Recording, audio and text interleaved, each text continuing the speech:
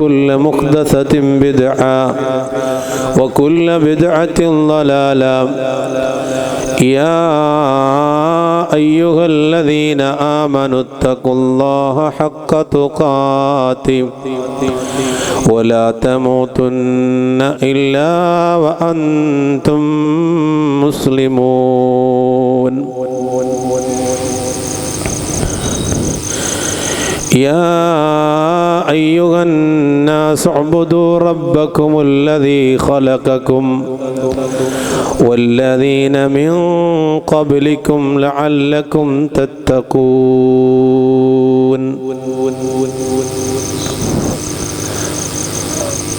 ബഹുമാന്യനായ ഹാരിസ് മൗലവി, എൻ്റെ പ്രിയപ്പെട്ട രക്ഷിതാക്കളെ, സഹോദരീ സഹോദരന്മാരെ, ഈ ശബ്ദം ശ്രവിച്ചുകൊണ്ടിരിക്കുന്ന ഈ പരിസര പ്രദേശത്തുള്ള എൻ്റെ നല്ലവരായ നാട്ടുകാരെ, സർവശക്തനായ റബ്ബിനെ സൂക്ഷിച്ചുകൊണ്ട് ജീവിക്കണമേ എന്ന് എന്നെ മറക്കാതെ എല്ലാ ഓരോരുത്തരോടും ഓർമ്മപ്പെടുത്തുകയാണ്, ഉപദേശിക്കുകയാണ്. തുടക്കത്തിൽ ഇങ്ങനെ അകന്നിരിക്കുന്നവരൊക്കെ ഒന്ന് അടുത്തിരുന്നാൽ നന്നായിരുന്നേനെ. എല്ലാവരും ഒന്ന് ഫ്രണ്ടിലേക്ക്, രണ്ട് ഭാഗങ്ങളിലായി അടുത്തടുത്തിരിക്കുക. നമ്മുടെ റോഡ് സൈഡിൽ ഉള്ള നമ്മുടെ പ്രവർത്തകരെല്ലാവരും ഈ പരിപാടിയിലേക്ക്, ഇവിടെ ഒരുക്കിയിട്ടുള്ള ഈ സദസ്സിലേക്ക് കയറിയിരിക്കണമെന്ന് പ്രത്യേകം ഓർമ്മപ്പെടുത്തുകയാണ്. പ്രിയമുള്ളവരെ, അല്ലാഹുവിൻ്റെ അപാരമായ അനുഗ്രഹത്താൽ അല്ലാഹുവിൻ്റെ ദീനിനെ കുറിച്ച് ചർച്ച ചെയ്യുന്നതിന് വേണ്ടിയാണ് ഈ ഒരു സ്ഥലത്ത് നാം ഒരുമിച്ച് കൂടിയിരിക്കുന്നത്. ഇൻഷാ അല്ലാഹ് ഇവിടെ നാം ഏവരും ആകാംക്ഷയോടുകൂടെ കാത്തിരിക്കുന്ന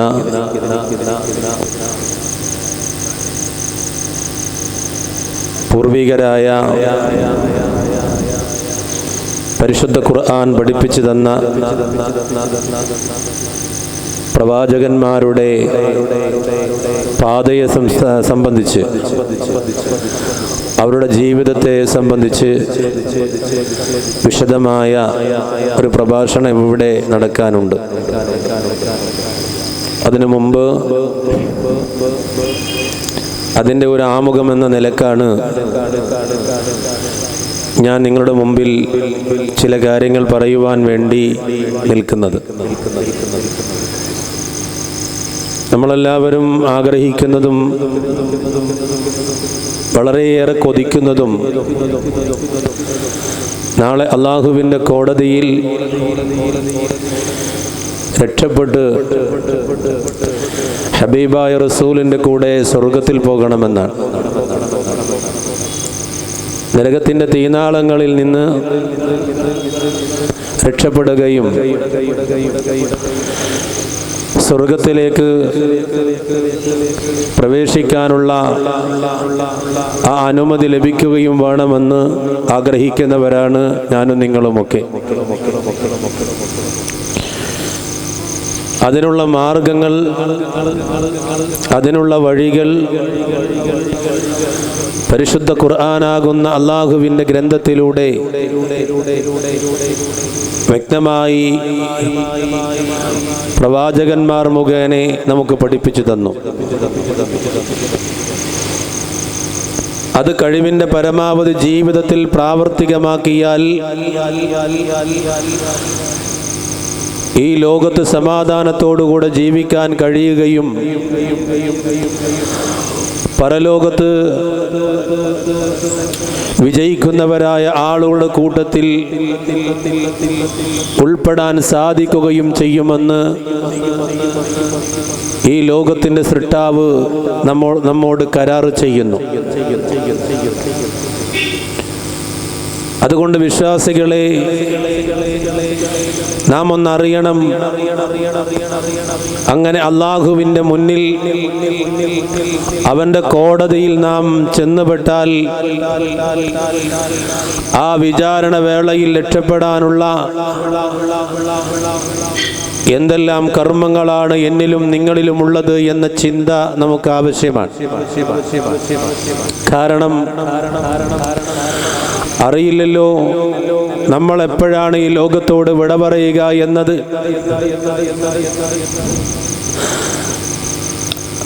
അതിശക്തമായി ഒഴുകിക്കൊണ്ടിരിക്കുന്ന വെള്ളത്തിലാണോ, അതിലൂടെ സഞ്ചരിച്ചു കൊണ്ടിരിക്കുന്ന വാഹനത്തിൽ അതിൽ അപകടത്തിൽപ്പെട്ടുകൊണ്ടാണോ, കരയിലാണോ, അന്തരീക്ഷത്തിലാണോ, വീട്ടിലാണോ, എവിടെയാണോ എന്ന് നമുക്കറിയില്ല. അള്ളാഹു നിശ്ചയിച്ച സമയം വന്നാൽ നമ്മുടെ വേണ്ടപ്പെട്ടവരെ, ബന്ധുമിത്രാദികളെ വിട്ടുകൊണ്ട് 6 അടി മണ്ണിലേക്ക് നാം പോകുമ്പോൾ എന്തുണ്ട് നമ്മുടെ കയ്യിൽ എന്ന ചോദ്യത്തിൽ നിന്നായിരിക്കണം ഇൻഷാ അല്ലാഹ് ഇന്ന് ഇവിടുന്ന് നാം പോകേണ്ടത്. 1-2 കാര്യങ്ങൾ വിശ്വാസികളെ സംബന്ധിച്ചിടത്തോളം ഏതൊരു വാർത്തയും, ഏതൊരു കാഴ്ചയും, ഏതൊരു കേൾവിയും നമുക്ക് ദൃഷ്ടാന്തങ്ങളാണ്. കഴിഞ്ഞ ദിവസം കൊച്ചിയിലുണ്ടായ അപകടം, ആ അപകടത്തിൽ ഓരോ വിശ്വാസിക്കും പഠിക്കേണ്ടുന്ന ഒരുപാട് പാഠങ്ങളുണ്ട്. ഒന്ന്, ആ യാത്രാ ബോട്ടിൽ സഞ്ചരിച്ചിരുന്ന 50ഓളം വരുന്ന യാത്രക്കാർ കരുതിയില്ല, ഞങ്ങളിതാ അല്പനിമിഷത്തിനകം എതിരെ വരുന്ന ഒരു ബോട്ടിടിച്ച് തകർന്ന് തരിപ്പണമായി വെള്ളത്തിൻ്റെ ആഴിയിലേക്ക് ആഴ്ന്നു പോകുമെന്ന് അവരാരും കരുതിയിരുന്നില്ല. ഡീസൽ അടിച്ച് മീൻ പിടിക്കാൻ പോകുന്ന ബോട്ട് തൻ്റെ മുന്നിൽ പോകുന്ന ബോട്ടിലിടിച്ച് തകർന്ന് തരിപ്പണമാകുമെന്ന് അയാളും കരുതിയില്ല. അയാൾക്കറിയില്ലായിരുന്നു അവിടെ ആ 2 ബോട്ടുകളിലെ സ്രാങ്കുകൾക്കോ യാത്രക്കാർക്കോ അറിയില്ലായിരുന്നു അങ്ങനത്തെ ഒരു അപകടത്തെക്കുറിച്ച്. 8ഓളം മനുഷ്യരാണ് ആ അപകടത്തിൽ മരണപ്പെട്ടത്. നോക്കണേ, പരിശുദ്ധ ഖുർആൻ പറഞ്ഞു, വലാ തദ്രി നഫ്സും ബിഅയ്യി അർളിൻ തമൂത്ത്. ഭൂമിയുടെ ഏത് ഭാഗത്ത് വെച്ചാണ്, ഭൂമിയുടെ ഏത് കോണിൽ വെച്ചുകൊണ്ടാണ് മരിക്കുക എന്നത് ഒരാൾക്കും അറിയുകയില്ല എന്ന് 14 നൂറ്റാണ്ടുകൾക്കപ്പുറം പരിശുദ്ധ ഖുർആൻ നമ്മോട് പറഞ്ഞിട്ടുണ്ട്. എങ്കിൽ വിശ്വാസികളെ, ഇന്ന് വരെ ഒരു ശാസ്ത്രത്തിനും ഒരു വിജ്ഞാനത്തിനും കണ്ടുപിടിക്കാൻ പറ്റാത്ത ഒരു വസ്തുതയാണ് ഒരാളുടെ മരണം എവിടെ വെച്ച് എപ്പോൾ എങ്ങനെ സംഭവിക്കുമെന്നത്. അതുകൊണ്ട് തന്നെ നമ്മളൊന്ന് ഒരുങ്ങണം, നമ്മളൊന്ന് റെഡിയാകണം. ഏത് സന്ദർഭത്തിൽ വിളിച്ചാലും ശരി, ഏത് ടേമിൽ വിളിച്ചാലും ശരി, എവിടെ വെച്ച് വിളിച്ചാലും ശരി, ലാ ഇലാഹ ഇല്ലല്ലാഹ് എന്ന് ഉച്ചരിച്ചുകൊണ്ട് സന്തോഷത്തോടുകൂടെ സ്വർഗത്തിൻ്റെ അനുഭൂതികൾ അനുഭവിച്ചുകൊണ്ട് ഈ ലോകത്തോട് വിട പറയുവാനുള്ള സംവിധാനങ്ങൾ, അതിനുള്ള കർമ്മങ്ങൾ എന്നിലുണ്ട് എന്ന് പ്രിയമുള്ളവരെ ഉറപ്പുവരുത്തണം. പക്ഷേ പലപ്പോഴും നമുക്ക് സാധിക്കുന്നില്ല.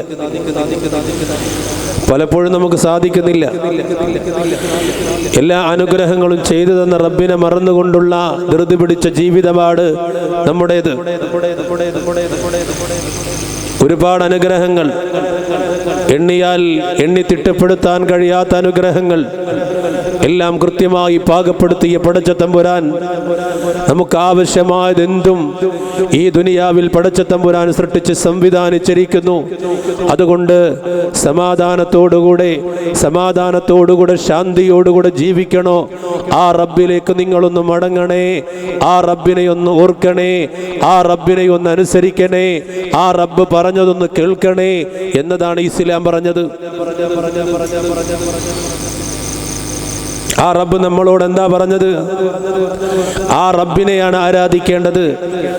യാ അയ്യുഹന്നാസ് ഉഅ്ബുദൂ റബ്ബക്കുമുല്ലദീ ഖലഖക്കും വല്ലദീന മിൻ ഖബ്ലിക്കും ലഅല്ലക്കും തത്തഖൂൻ. 2-ാം അധ്യായം സൂറത്തു അൽ ബഖറയിലെ ആയത്താണത്. യാ അയ്യുഹന്നാസ്, അല്ലയോ ജനങ്ങളെ, വർഗവർണ്ണ വ്യത്യാസമില്ലാതെ ലോകത്തുള്ള മുഴുവൻ ജനങ്ങളെയും മുസ്ലിങ്ങളെ എന്നല്ല വിളിച്ചത്, ഹിന്ദുക്കളെ എന്നല്ല വിളിച്ചത്, ക്രിസ്ത്യാനികളെ എന്നല്ല വിളിച്ചത്, മതമുള്ളവനെ മതമില്ലാത്തവനെ എന്ന് വേർതിരിച്ച് വിളിച്ചില്ല. മനുഷ്യരെ, ലോകത്തുള്ള മുഴുവൻ മനുഷ്യരെയും വിളിച്ചുകൊണ്ട് പറയുന്നു, ഉഅ്ബുദു റബ്ബക്കും, നിങ്ങളുടെ റബ്ബിനെയാണ് നിങ്ങൾ ആരാധിക്കേണ്ടത്. ആരാണ് ആ റബ്ബെന്നറിയോ? അല്ലദീ ഖലഖക്കും, നിങ്ങളെ സൃഷ്ടിച്ചവനാണവൻ.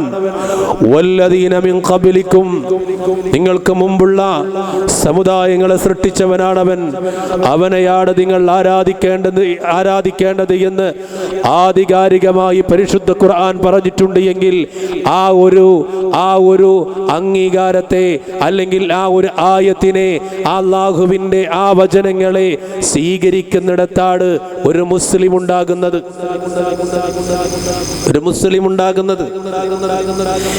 ആ റബ്ബിനെ ആരാധിക്കാതെ പോയാൽ, ആ റബ്ബിനെ അനുസരിക്കാതെ പോയാൽ, ആ റബ്ബിനെ ഉൾക്കൊള്ളാതെ പോയാൽ, ആ റബ്ബിനെ മറന്നുകൊണ്ടാണ് ജീവിക്കുന്നത് എങ്കിൽ ഈ ലോകവും പരലോകവും നമുക്ക് വലിയ നാശമാണ് എന്ന് ഹബീബുന മുഹമ്മദ് മുസ്തഫ സല്ലല്ലാഹു അലൈഹി വസല്ലമ നമ്മെ പഠിപ്പിക്കുന്നു. വിശ്വാസികളെ, അതുകൊണ്ട് ആ റബ്ബിനെ ഭയപ്പെട്ടുകൊണ്ട് ജീവിക്കാൻ, ആ റബ്ബ് പറഞ്ഞതനുസരിക്കാൻ നമുക്ക് കഴിയണം. ഇന്ന് ഇസ്ലാമിന്റെ അവസ്ഥയെ കുറിച്ചറിയാലോ. ചില കാര്യങ്ങൾ നിങ്ങളോട് തുറന്നു പറയട്ടെ. മഹാനായ പ്രവാചകൻ സല്ലല്ലാഹു അലൈഹി വസല്ലമയെ നിങ്ങൾ അംഗീകരിക്കണേ, ആ പ്രവാചകനെ പിൻപറ്റണേ. ആ പ്രവാചകന്റെ ജീവിതമാണ് മുസൽമാന്റെ ജീവിതമെന്ന് ഇസ്ലാം പഠിപ്പിച്ചപ്പോൾ മുസ്ലിങ്ങളായ ചെറുപ്പക്കാർ ആ ഹബീബായ റസൂലിനെ പുറന്തള്ളുകയാണ്.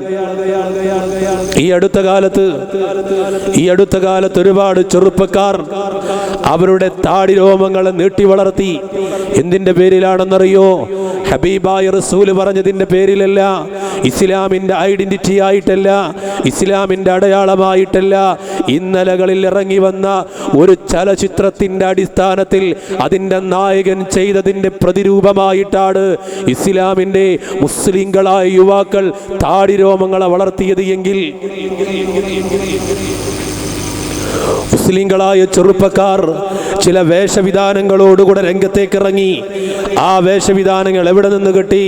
നേരത്തെ പറഞ്ഞതുപോലെ ഇന്നലകളിൽ കടന്നു വന്ന ചില ചലച്ചിത്ര സംവിധാനങ്ങളിൽ അതിലെ നായകൻ കാണിച്ചു കൂട്ടിയ, അതിലെ നായകന്റെ വേഷമെടുക്കാൻ മുസ്ലിം ചെറുപ്പക്കാർ തയ്യാറായപ്പോൾ സങ്കടത്തോടുകൂടെ ചോദിക്കട്ടെ, 14 നൂറ്റാണ്ടുകൾക്കപ്പുറം ഹബീബായ റസൂൽ മുസ്ലിങ്ങളോട് പറഞ്ഞു, നിങ്ങളുടെ താടി രോമങ്ങളെ നിങ്ങൾ വടിച്ചു കളയല്ലേ.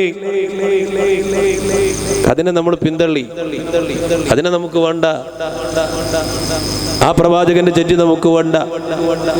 മീശയെ നിങ്ങൾ വെട്ടണേ, അത് നമുക്ക് വേണ്ട.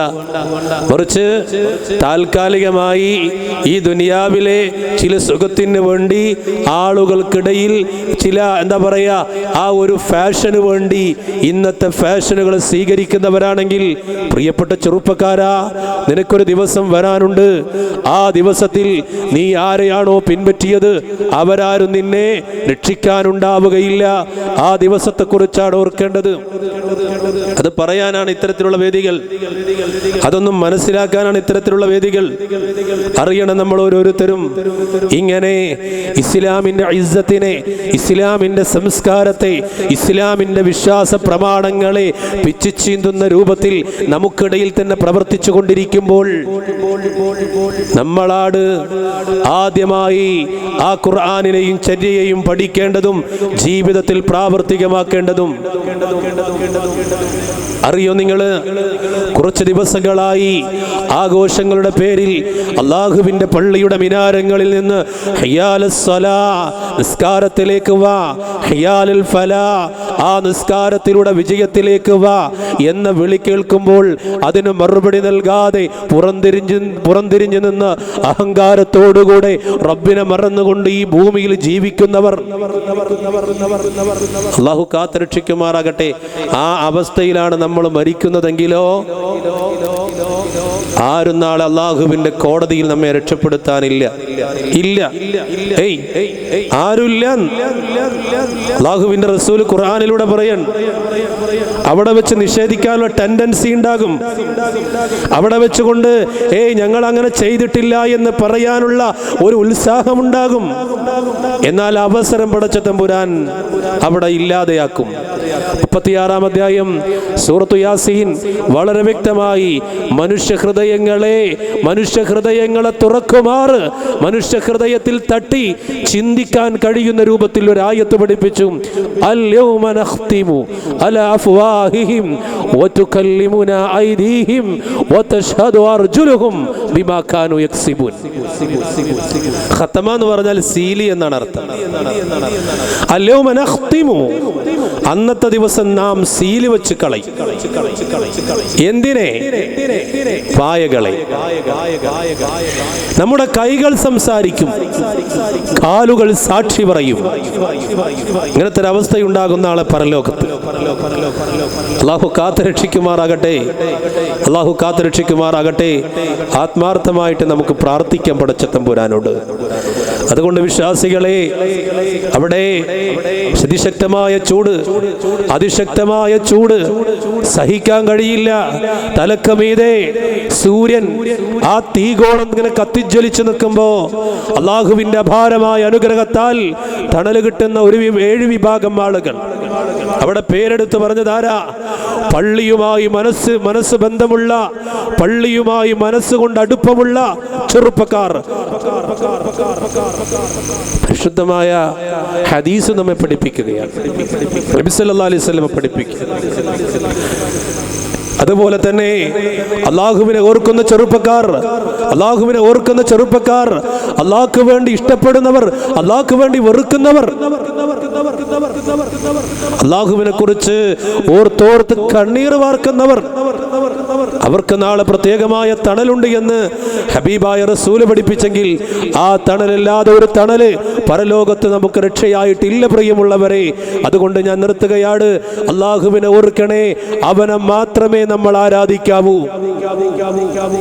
നേരത്തെ പറഞ്ഞതുപോലെ യാ അയ്യുഹന്നാസ് ഉഅ്ബുദൂ റബ്ബിനെ, ഉഅ്ബുദൂ റബ്ബക്കും, നിങ്ങളുടെ റബ്ബിനെ മാത്രമേ നിങ്ങൾ ആരാധിക്കാവൂ. അവനാണ് സൃഷ്ടിച്ചത്, അവനാണ് എല്ലാ സംവിധാനങ്ങളെയും ഏർപ്പെടുത്തി തന്നത്. ഹബീബായ മുഹമ്മദ് മുസ്തഫ സല്ലല്ലാഹു അലൈഹി വസല്ലമേ ആമിന എന്ന് പറയുന്ന ഉമ്മയുടെ ഗർഭപാത്രത്തിന്റെ ഉള്ളിൽ ഒരു ബീജഗണത്തെ, ഒരു കുഞ്ഞായി കൊണ്ടുവന്നത് ഈ ലോകത്തിന്റെ സൃഷ്ടാവാണ്. ആദം നബി അലൈഹിസ്സലാമിനെ കളിമണ്ണിന്റെ സത്തയിൽ നിന്ന് ഒരു മനുഷ്യരൂപത്തിലേക്ക് കൊണ്ടുവന്ന് അതിന് ജീവൻ കൊടുത്തുകൊണ്ട് ഒരു ആദ്യ പിതാവിനെ കൊണ്ടുവന്നത് ലോകത്തിന്റെ സൃഷ്ടാവായ പടച്ച തമ്പുരാനാണ്. അതുകൊണ്ട് റബ്ബക്കും, നിങ്ങളുടെ റബ്ബിനെ നിങ്ങൾ ആരാധിക്കുക. ഇതാണ് പരിശുദ്ധ ഖുർആൻ പറഞ്ഞത്.